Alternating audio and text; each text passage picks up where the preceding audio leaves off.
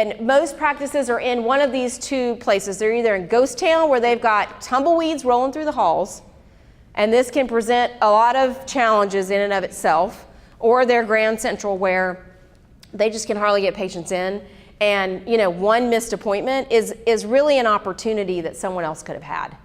So that's the mindset piece around this. If we're looking at that framework, remember the mindset, the obstacles, the system, and the accountability. If we're looking at the mindset around this, it's really looking at, what, we want to open up availability for patients who really want to be here. And for the ones that keep their visits and the ones that have a sense of urgency around their care, we want to make sure that our time is reserved for them and that they get to get in a timely manner and have their treatment completed, okay?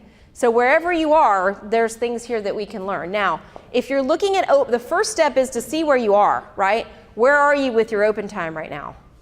And this is a simple formula that you can use to calculate your open time. It's helpful if you do this maybe over the course of a month.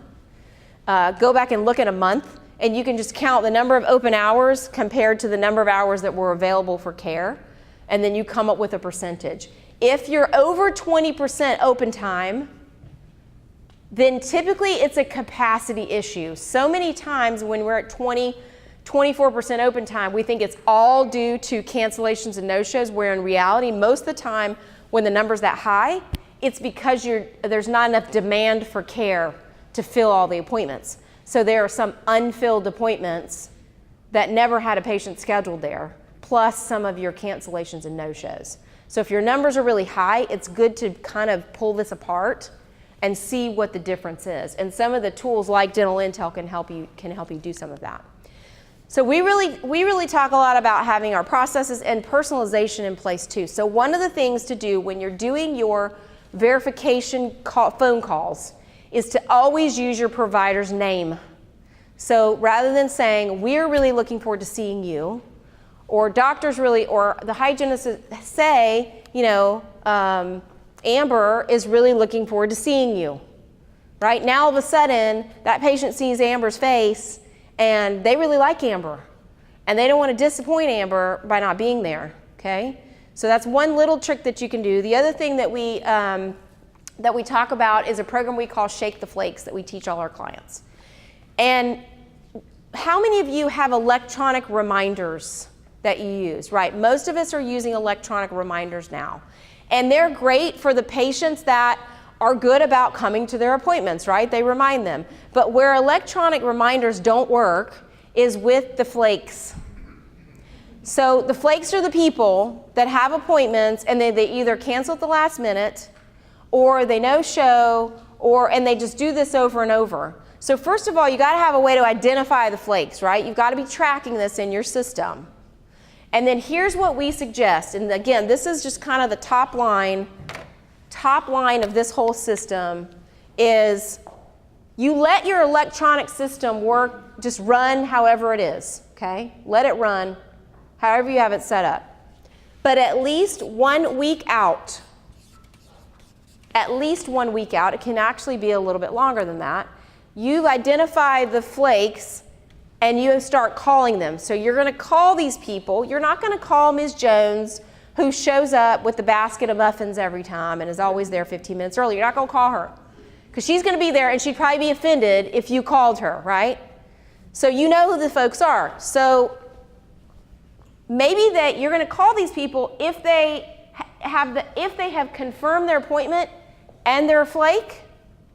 If they have not confirmed their appointment and they're a flake, you're going to call them, okay?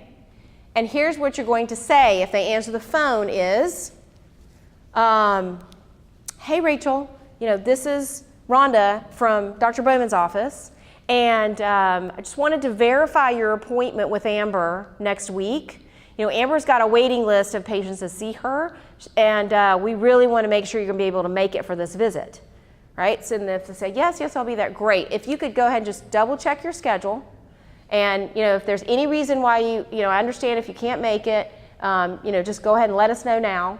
And then you're basically telling them to let you know that if they're not going to make it. Like, it's okay with these patients, right? It's okay to get them to tell you they're not going to make it, because you want to know. It's better to know now, a week out, than the morning of, right? Because then we can shuffle it around.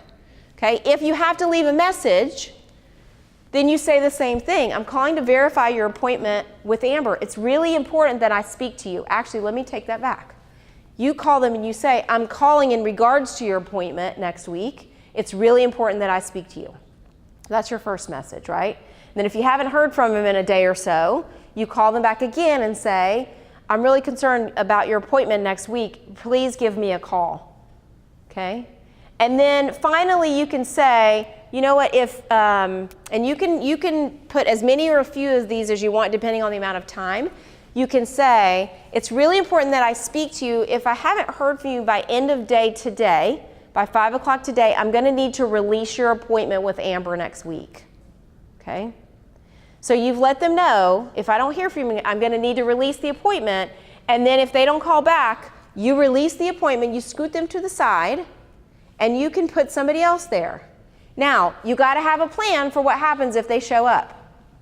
And that plan might be, oh my gosh, Rachel, like I called 3 times, I must not have the right number. Let me verify the number. And then I'm going to say, oh yeah, I got one of your messages, but I didn't have a chance to call back. So I'm sorry that we had to release the appointment. Here's what we can do. If you can wait a few minutes, we're going to see if we can squeeze you in and see you, right? And then when you go to schedule them again, you let them know, right?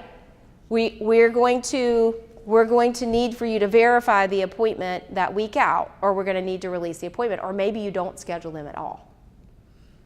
So there are some of these patients that, you know, if they miss the appointment, then you call them when it's convenient for you for them to come in. Does that make sense?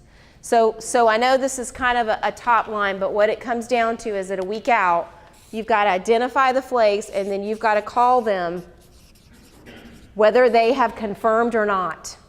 Because a lot of times these are the folks that will confirm a week out and then they won't come, or they'll call the last minute.